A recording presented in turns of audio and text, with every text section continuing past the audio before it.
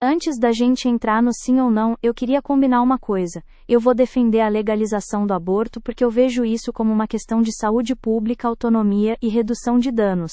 Mas eu não vou tratar quem é contra como monstro. Eu entendo que existe uma preocupação moral real com a vida em formação.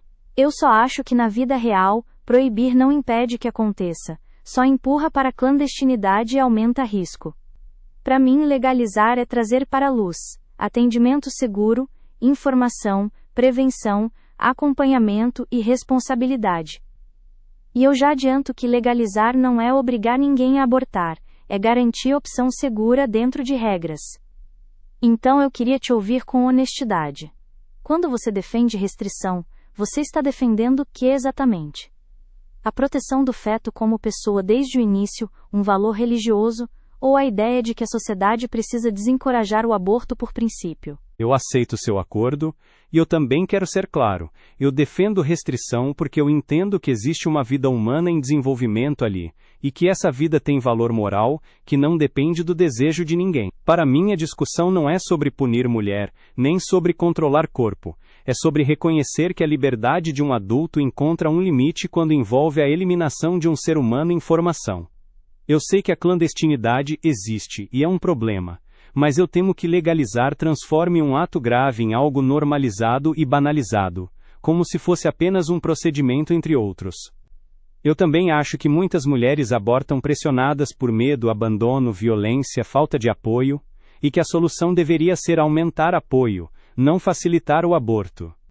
Mas eu não fujo das situações difíceis, risco a vida da mãe, estupro, casos extremos. Minha pergunta para você é: quando você fala em autonomia, como você responde ao argumento de que há um outro envolvido, o feto, e que a autonomia não pode significar poder absoluto sobre uma vida em desenvolvimento? Eu respondo dizendo que a questão do outro é justamente o coração do dilema, e por isso precisa de regra, não só de emoção. Só que o que a gente chama de outro aqui é um processo biológico que vai ganhando complexidade ao longo do tempo. No começo da gestação, o embrião não tem consciência, não tem sistema nervoso funcional como o nosso, e a existência dele depende totalmente do corpo da mulher. E isso cria uma diferença enorme em relação a qualquer outro que a gente use em analogias morais. Se eu digo que existe uma vida em desenvolvimento, ok, mas aí eu preciso lidar com outra vida já existente, com história, vínculos, saúde, e com o fato de que gravidez é um evento corporal e social pesado. Não é um incômodo leve. Então, para mim, o ponto é: até certo estágio, deve prevalecer a autonomia da mulher. E depois entram limites mais fortes, com exceções quando há risco, estupro ou inviabilidade. Legalização não é tudo em qualquer momento. É uma política com prazos, protocolos e proteção. E uma coisa que eu sempre digo: proibir não salva fetos automaticamente. Muitas vezes só pune a mulher e não evita o aborto. Minha pergunta: você estaria disposto a discutir um modelo de restrição com exceções e com foco em reduzir danos? Ou a sua posição é que a proibição deve valer em quase todos os casos porque a vida começa de forma plena desde o início? Eu entendo a ideia de estágios, mas é aí que eu fico inquieto. Se a dignidade humana depender do nível de desenvolvimento, nós abrimos uma porta perigosa, porque sempre vai existir alguém dizendo que ainda não é suficiente ou já é suficiente. Para mim, o critério mais seguro é o pertencimento à espécie humana, e o fato de que aquilo, se não for interrompido, tende naturalmente a se desenvolver como um bebê. Eu não preciso que tenha consciência atual para reconhecer valor, senão recém-nascido ou pessoa em coma, ficariam em risco moral também. Eu sei que gravidez é difícil, mas dificuldade não elimina a natureza do ato. Dito isso, sim, eu consigo discutir exceções bem delimitadas para casos dramáticos, porque ali há conflito entre duas vidas, ou violação brutal. Mas eu tenho medo de que exceção vire regra na prática, e de que a legalização aumente a quantidade total de abortos em vez de diminuir. Então eu te pergunto, se o seu objetivo é reduzir dano, por que não concentrar toda a energia em prevenção, educação, contracepção, apoio financeiro, proteção contra a violência, e manter o aborto como última exceção, em vez de transformar em direito legal amplo? Eu concordo que prevenção precisa ser prioridade. Isso nem deveria ser polêmico. Educação sexual responsável, acesso a contraceptivos, acolhimento, combate à violência, apoio à maternidade, Tudo isso reduz gravidez indesejada e reduz abortos. Só que a realidade é que prevenção não é perfeita.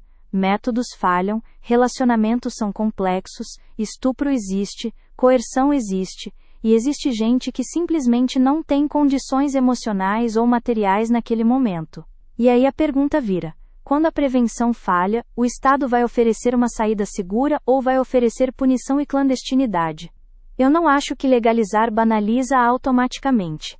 Banaliza quando a sociedade não conversa com seriedade, quando transforma tudo em slogan. Um sistema legal pode ser, ao mesmo tempo, permissivo no início e restritivo depois, com aconselhamento não coercitivo e garantia de que ninguém seja forçado a abortar nem a levar adiante. E tem um ponto prático: quando é ilegal, a mulher que tem dinheiro faz com segurança em algum lugar, a mulher pobre arrisca a vida. Isso é uma desigualdade brutal. Minha pergunta: você acha justo que a lei, na prática, crie duas realidades, uma para quem pode pagar e outra para quem não pode? E que tipo de política você propõe para evitar que a restrição vire, no mundo real, uma punição seletiva? Esse argumento da desigualdade é forte e eu não nego a injustiça do quem tem dinheiro consegue, quem não tem sofre. Mas eu também não acho que a solução automática para uma injustiça seja liberar o ato que eu considero errado. Às vezes a solução é fazer o Estado agir melhor. Se a clandestinidade mata, então precisamos aumentar atendimento de saúde, cuidar de complicações, fortalecer a assistência social e responsabilizar abusadores. Eu sei que isso parece idealista, mas legalizar por causa da desigualdade pode equivaler a dizer: já que alguns roubam e não são punidos, vamos legalizar o roubo. E eu sei que a analogia é imperfeita, mas o ponto é que injustiça na aplicação não prova justiça do ato. Eu também me preocupo com pressões silenciosas. Em contextos de pobreza, legalização pode virar atalho, para o sistema não precisar apoiar mães. Pode virar expectativa: aborta porque é mais barato. Eu quero um mundo em que a mulher não seja empurrada, nem para abortar nem para parir sem suporte. Minha pergunta: como você garante que a legalização não vire uma saída fácil para o Estado e para homens irresponsáveis, deixando a mulher sozinha com a decisão e com o peso? Garantindo que legalização venha junto de obrigações reais, não só procedimento disponível. Isso inclui responsabilização paterna, rede de apoio para quem quer continuar, proteção social, atendimento psicológico quando solicitado, e políticas que tornem a maternidade possível sem romantização da pobreza. Eu acho que, se a legalização vier como faça e pronto, aí sim vira cruel. Mas não precisa ser assim. E sobre pressão, a pressão existe hoje, só que ela é pior porque vem junto com medo, clandestinidade e vergonha. Um sistema legal pode criar espaço para decisão informada e protegida, sem coerção. E também dá para punir coerção. Ninguém deveria ser obrigado a abortar por parceiro, família ou patrão. Agora, eu quero tocar no ponto moral que você trouxe. Você falou que teme que vire banal. Para mim, o aborto quase sempre é uma decisão difícil, não é algo leve. E mesmo quem defende legalização raramente celebra o aborto, celebra a autonomia e a segurança. Minha pergunta: você consegue reconhecer que, mesmo discordando do ato, existe um caminho moralmente responsável de reduzir danos sem transformar mulheres em criminosas?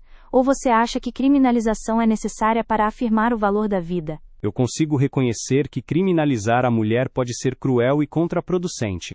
Se eu fosse desenhar política pública, eu focaria mais em prevenção e em responsabilização de quem pressiona, abusa ou abandona do que em punir a mulher em desespero. Mas eu ainda acho que a lei tem um papel pedagógico. Ela diz o que a sociedade considera certo e errado. Se a lei trata aborto como serviço comum, a mensagem cultural muda. Eu preferiria um modelo que preservasse a gravidade moral do ato, mesmo quando lida com ele com compaixão. Por exemplo, em vez de direito irrestrito, pensar em exceções claras e suporte forte para alternativas. Só que eu sei que isso esbarra em casos de gravidez indesejada sem exceção dramática. Então eu te pergunto, qual é, na sua visão, um limite objetivo aceitável? Sem slogans. Até quantas semanas, em que condições e por quê? Porque se tudo vira depende, a sociedade perde chão. Eu entendo a necessidade de limites objetivos, e sim, dá para falar isso com calma. Um modelo razoável, e eu falo como princípio, não como perfeição, é permitir no início da gestação por escolha da mulher, com prazos definidos, e depois restringir progressivamente, mantendo exceções robustas para risco à vida e saúde da gestante, estupro e inviabilidade fetal. O porquê é justamente o aumento gradual de complexidade e potencial de sofrimento fetal, e o fato de que, com o tempo, a gravidez fica mais visível e socialmente integrada. Além disso, quanto mais cedo, menos invasivo e mais seguro tende a ser. Então, um sistema que incentiva a decisão precoce e assistência cedo reduz trauma e risco. E é importante dizer, limite não é só semana, é acesso. Se você cria limite curto, mas não oferece acesso rápido, você empurra para a ilegalidade. Minha pergunta: você aceitaria um modelo assim, se ele viesse acompanhado de prevenção e suporte, ou sua objeção continua sendo de princípio? Porque para você, qualquer interrupção voluntária em qualquer estágio é matar alguém? Minha objeção continua sendo em grande parte de princípio. Eu vejo o embrião como alguém em potencial imediato, e isso me impede de chamar de escolha algo que termina essa vida. Mas eu reconheço que o mundo é imperfeito e que políticas precisam lidar com tragédias. Por isso eu consigo discutir limites e exceções, mas eu faria de um jeito bem mais restritivo do que você propõe. Eu também tenho uma preocupação. Quando você fala em saúde como exceção, isso pode virar um guarda-chuva enorme, porque saúde pode significar quase tudo, inclusive sofrimento psicológico. E eu não minimizo o sofrimento psicológico, mas eu temo que vire permissividade ampla disfarçada. Então eu te pergunto, como escrever exceções de forma clara e justa, sem virar brecha infinita, e sem negar situações reais, em que continuar a gestação é devastador? Com critérios clínicos e protocolos transparentes, e com equipes multiprofissionais que avaliem caso a caso sem moralismo, mas com responsabilidade. Saúde não precisa ser qualquer desconforto. Pode ser risco significativo e documentado, incluindo saúde mental em situações extremas, porque saúde mental também mata. Ao mesmo tempo, eu concordo que termos vagos viram brecha. Por isso a lei e a prática precisam ser honestas. Se a sociedade quer permitir mais cedo por decisão e restringir mais tarde, não precisa fingir que tudo é saúde. E aí entra uma coisa que raramente é dita. Muita gente que é contra o aborto também não gosta de falar sobre estupro, incesto, violência doméstica e coerção, porque esses casos bagunçam a narrativa simples. Mas eles existem. E quando eles existem, a proibição pode ser dupla violência. Minha pergunta: como você encara a situação de uma criança ou adolescente grávida por abuso?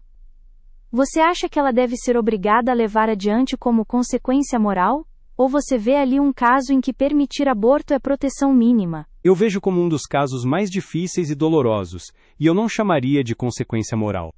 Eu acho que a prioridade ali é esmagar o agressor com a força da lei e proteger totalmente a vítima. Sobre a gestação, eu consigo aceitar que, em casos de estupro, especialmente envolvendo menores, permitir a interrupção pode ser uma forma de reduzir uma violação contínua do corpo. Eu não digo isso com alegria porque ainda vejo a vida fetal, mas reconheço o conflito moral profundo, e o trauma. E é justamente porque esses casos são trágicos que eu gostaria que eles não fossem usados para abrir uma porta para aborto por conveniência em situações que não são trágicas nesse sentido. Minha pergunta: você consegue reconhecer que muitas pessoas temem que começa com casos extremos e termina em normalização geral, e o que você responderia para reduzir esse medo sem demonizar quem o sente? Eu reconheço esse medo, e eu responderia com desenho de política, não com insulto. O medo diminui quando existe regra clara, transparência e dados auditáveis. Um sistema legal pode ser pensado para não escorregar. Prazos definidos, registro e confidencialidade, orientação sobre alternativas, e principalmente investimento pesado em prevenção, para que aborto seja menos necessário. E eu também acho importante algo que parece contraintuitivo: falar de aborto sem glamour e sem guerra. Quando a gente transforma o tema em bandeira, a realidade some. Eu também diria que normalização não é o mesmo que banalização. Normalizar pode ser tratar como questão de saúde e direito, sem estigma e sem espetáculo. E isso pode inclusive reduzir abortos tardios porque as pessoas buscam ajuda cedo. Minha pergunta: você acha que é possível construir um consenso social em torno de reduzir abortos como objetivo comum, e discutir meios, em vez de ficar preso em direito absoluto, versus proibição absoluta? Eu acho possível e desejável. Se a gente começar pelo objetivo comum de reduzir gestações indesejadas e reduzir sofrimento, já é um avanço. Eu toparia um pacto social em que ninguém celebra aborto, ninguém humilha a mulher, e ninguém finge que é um tema simples. E eu colocaria como prioridade educação para a responsabilidade sexual, acesso reforçado à contracepção, apoio a gestantes em vulnerabilidade e políticas que responsabilizem o pai de verdade, não só no discurso. Só que eu ainda fico com a pergunta moral: se existe um consenso de que aborto é algo triste e a ser evitado, por que transformá-lo em direito?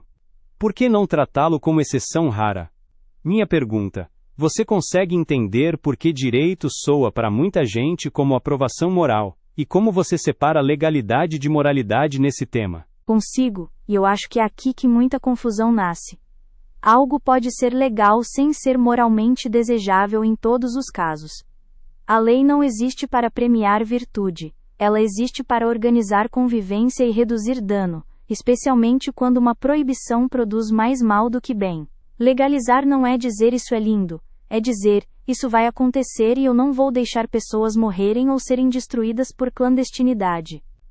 E a palavra direito aqui é mais parecida com direito à saúde e à autonomia, do que com direito de comemorar. A legalidade também protege quem é contra. Ninguém vai obrigar um médico a fazer se houver objeção de consciência com encaminhamento adequado, ninguém vai obrigar uma mulher a abortar. E há outra separação importante: moral pessoal e política pública. Nem todo mundo compartilha a mesma moral religiosa ou filosófica, e o Estado precisa lidar com pluralidade. Minha pergunta: você acha que leis sobre aborto devem refletir uma moral religiosa específica, ou devem buscar um mínimo comum laico que permita que pessoas vivam de acordo com suas consciências? Eu não acho que a lei deva impor religião específica, mas eu também não aceito a ideia de que toda moral é religiosa e, portanto, inválida no espaço público. Você pode defender o valor da vida sem citar religião. Dito isso, num país plural, eu entendo que precisamos de um mínimo comum. O meu mínimo comum é: a vida humana em desenvolvimento merece proteção. A divergência é quando começa, e qual peso tem. Eu temo que o mínimo laico seja definido por quem tem mais poder cultural no momento. E eu também temo um relativismo: se tudo vira escolha individual, o mais vulnerável perde proteção. Minha pergunta: você aceita que existe um dever social de proteger os vulneráveis mesmo quando isso limita escolhas individuais? E como você define vulnerável nesse contexto? Eu aceito totalmente que a sociedade deve proteger vulneráveis, e é por isso que eu defendo legalização. A mulher em gravidez indesejada, especialmente em vulnerabilidade social, é vulnerável. A adolescente abusada é vulnerável. A mulher com complicações médicas é vulnerável. E sim, o feto pode ser visto como vulnerável em certo sentido, mas ele não é um agente independente fora do corpo da mulher. E aí o que eu defendo é equilíbrio. Quanto mais avançada a gestação, maior o dever de proteção fetal, e maior a necessidade de justificar interrupção. No início, o dever maior é com a autonomia e a saúde da mulher, porque é ela quem carrega integralmente o custo físico e social. E eu acho que esse é um ponto que às vezes some. Gravidez muda corpo, trabalho, estudo, risco, relações. E a sociedade frequentemente romantiza e depois abandona. Minha pergunta: você concorda que, se a sociedade quer exigir que uma mulher leve a gestação até o fim, então a sociedade tem o dever de oferecer suporte real, financeiro, médico, psicológico, proteção contra a violência, e que sem isso a restrição vira imposição injusta? Eu concordo, e eu diria mais. Se a sociedade valoriza a vida, ela precisa valorizar a mãe e a criança depois do nascimento, não só o princípio abstrato. O tradicional defende o feto e abandona a mãe é incoerência moral. Eu defendo suporte robusto, pré-natal, assistência, creche, proteção no trabalho, responsabilização do pai, acolhimento. E eu reconheço que isso, muitas vezes, falha na prática. Mas eu volto ao ponto: falhar em suporte não torna o aborto automaticamente correto, assim como falhar em educação não torna certo abandonar a escola. O problema é que nossa cultura quer soluções rápidas. Minha pergunta: quando você fala de autonomia, Como você responde à crítica de que a decisão do aborto pode carregar arrependimento profundo e trauma, e que o Estado, ao facilitar, pode estar deixando mulheres sozinhas com uma escolha pesada? Eu respondo dizendo que a solidão e o trauma aumentam com estigma e clandestinidade. A maioria do sofrimento vem do medo, da vergonha, da falta de acolhimento e de violência ao redor, não do fato de existir uma opção legal. Um sistema legal pode justamente oferecer acompanhamento e apoio sem julgamento. E sim, algumas pessoas se arrependem, outras sentem alívio, outras sentem mistura. Isso é humano. A pergunta é: o Estado vai lidar com isso como cuidado ou vai lidar como punição? Quando é ilegal, muita mulher sofre calada e sem assistência. Quando é legal, dá para oferecer orientação, inclusive para quem decide continuar. E é importante não infantilizar a mulher, reconhecer que é uma decisão moral séria e que ela tem capacidade de decidir. Minha pergunta: você aceitaria um modelo em que o Estado não incentiva, mas garante segurança e acompanhamento, e ao mesmo tempo investe pesado em alternativas para que aborto seja cada vez menos necessário? Eu aceitaria discutir um modelo assim, desde que fique muito claro que o objetivo social é reduzir abortos e apoiar vida, e que não se transforme em procedimento sob demanda sem reflexão. Eu sei que você não quer tribunal e eu também não quero humilhação, mas eu acho legítimo algum tipo de aconselhamento que ofereça alternativas e suporte real, sem coerção. Só que eu tenho medo de que o discurso da autonomia apague um fato. Muitas mulheres são pressionadas pelo parceiro, pela família, pelo contexto econômico. Então a escolha não é sempre livre. Minha pergunta: como garantir que legalização venha com proteção contra coerção, e com responsabilização de homens que abandonam ou pressionam? Com leis e práticas que tratem coerção como violência, com canais de denúncia, com treinamento de profissionais para identificar pressão e abuso, com políticas que obriguem pai a assumir responsabilidade e com rede de apoio para a mulher não depender de um agressor, e com uma cultura que pare de colocar tudo nas costas dela. Isso inclui responsabilizar homem que some, que ameaça, que manipula. Eu acho que esse ponto é uma ponte entre nós. Muita restrição acaba sendo, na prática, a mulher que se vire. Eu quero quebrar isso. E quero dizer algo que talvez surpreenda. Legalizar aborto não impede de ter uma ética social pró-vida no sentido amplo, pró-vida da mulher, pró-vida da criança, pró-vida de famílias com dignidade. A questão é como equilibrar isso sem violência estatal. Minha pergunta final para você, pensando em público amplo: se você pudesse escolher uma regra única que você considera justa e aplicável na vida real, qual seria? E como você justificaria essa regra para alguém que discorda, sem apelar para insulto ou culpa? A minha regra única seria proteger a vida em desenvolvimento como padrão, com exceções claras para casos de estupro e para risco real à vida da mãe, e com um pacote obrigatório de suporte social para gestantes, porque exigir sem apoiar é crueldade. Eu justificaria dizendo: eu não posso chamar de justiça uma sociedade que elimina seus mais vulneráveis. E eu também não posso chamar de justiça uma sociedade que abandona mulheres no momento mais difícil. Então eu tentaria unir princípios e compaixão, proteger sem humilhar, apoiar sem romantizar sofrimento. E eu deixo uma pergunta final para você: existe algum ponto do argumento pró-restrição, além do feto tem valor, que você reconhece como legítimo e que deveria entrar numa legislação para evitar banalização e para garantir que a decisão seja realmente livre e bem assistida? Sim. Eu reconheço como legítimo o cuidado com o aborto tardio, a preocupação com coerção e a necessidade de suporte real para quem quer continuar a gestação. Eu colocaria na legislação limites progressivos por estágio, exceções bem definidas, proteção forte contra a coerção e um sistema que facilite acesso cedo para reduzir risco e reduzir decisões tardias. Eu também colocaria uma obrigação de política pública, prevenção, contracepção e suporte à maternidade, porque sem isso o debate vira teatro. E eu deixo a última pergunta para quem está ouvindo: você quer uma sociedade que só proíbe e empurra para o escuro, ou uma sociedade que encara a realidade, reduz danos, previne ao máximo e acolhe pessoas em situações difíceis, sem transformar ninguém em inimigo?